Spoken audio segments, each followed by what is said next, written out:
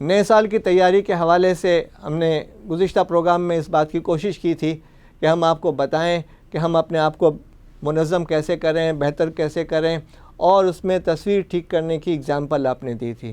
اب دوسرا مرحلہ ہے تعین کیجئے۔ تعین کس بات کا؟ نمبر 1، اپنی زندگی کے نصب العین کا۔ ہماری زندگی کے نصب العین کیا ہے؟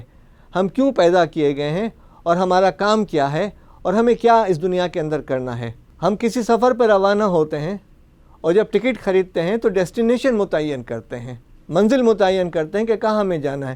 ہم کوئی بلینک ٹکٹ لے کر گاڑی میں یا ٹرین میں یا ہوائی جہاز میں نہیں بیٹھتے۔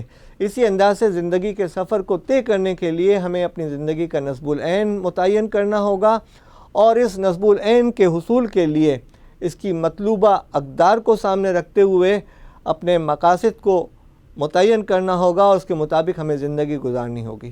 نصب العین کے تعین کے بعد، اقدار کی سمجھ کے بعد، ہمیں اس نصب العین کے حصول کے لیے مقاصد متعین کرنے ہوں گے۔ انہیں آپ مطالب اور منازل بھی کہہ سکتے ہیں۔ یہ آپ کے قلیل المیعاد، متوسط اور طویل المیعاد مقاصد ہیں جو آپ کو اپنی اقدار اور نصب العین کے مطابق گزارنے میں مدد دیں گے۔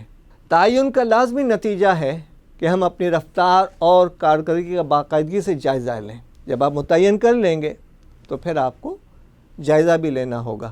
جیسے ہم گاڑی میں سفر کرتے ہیں تو سفر کے دوران ہم گاڑی کے میٹر کو بھی دیکھتے ہیں، اور راستے میں جو ہے مائل سٹونز ہوتے ہیں ان کو بھی دیکھنے کی کوشش کرتے ہیں۔ اب تعین کے مراحل کی بات کرتے ہیں کہ پہلا کام یہ ہے کہ ہمیں اپنے نصب العین کا تعین کرنا چاہیے، اور میری زندگی کا مقصد کیا ہے، اور بحیثیت مسلمان سوچنے کی کوشش کیجیے۔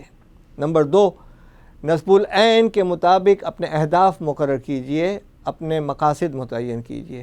ان مقاصد کے حصول کے لیے اہداف ہوں گے کہ کس ٹائم میں ہمیں کرنا ہے۔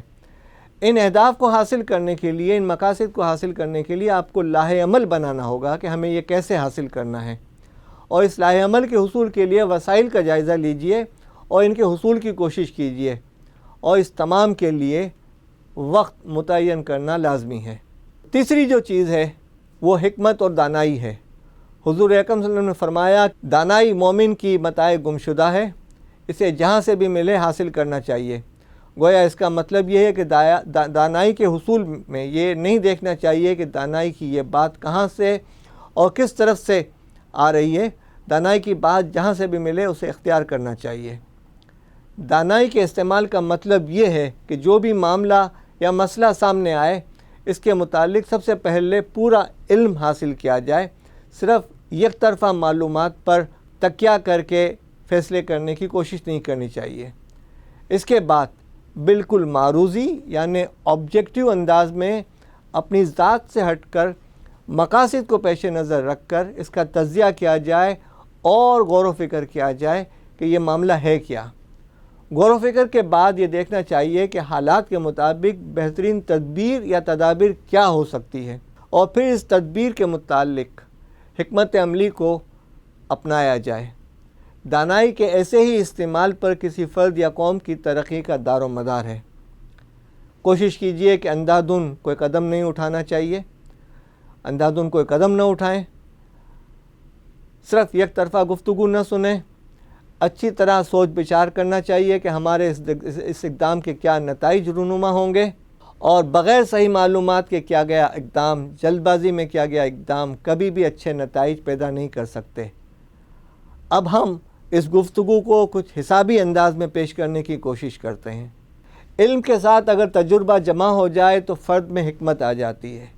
علم اور تجربے کے حصول کے بعد فرد میں فیصلہ کرنے کی صلاحیت بڑھ جاتی ہے۔ حکمت کے ساتھ اگر فرد کی صلاحیتیں بروئے کار لائی جائیں تو فرد میں ترقی اور بہتری آتی ہے۔ در حقیقت علم، تجربہ اور صلاحیتیں مل کر ترقی اور بہتری کی طرف لے جاتے ہیں۔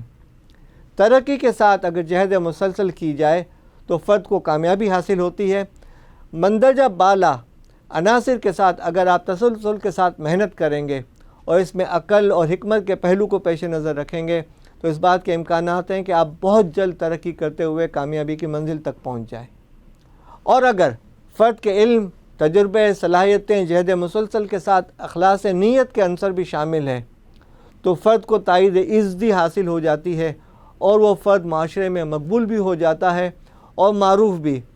در حقیقت اس تمام معاملے میں اگر اخلاص نیت شامل ہو تو پھر اللہ کی طرف سے قبولیت کے باعث آپ کو اس دنیا میں بھی قبولیت کا احساس ہو جائے گا، اور آپ خود کہیں گے کہ موتی سمجھ کے شان کریمی نے چن لیے، قطرے تھے جو میرے عرق انفعال کے۔ معزز ناظرین، ہم نے سال نو کی تیاری کے حوالے سے، اس کے لائے عمل کے حوالے سے اب تک 3 اشارات پر یا 3 اصولوں پہ گفتگو کر لی۔ بقیہ 7 اصولوں پر آئندہ پروگراموں میں گفتگو ہوگی انشاءاللہ۔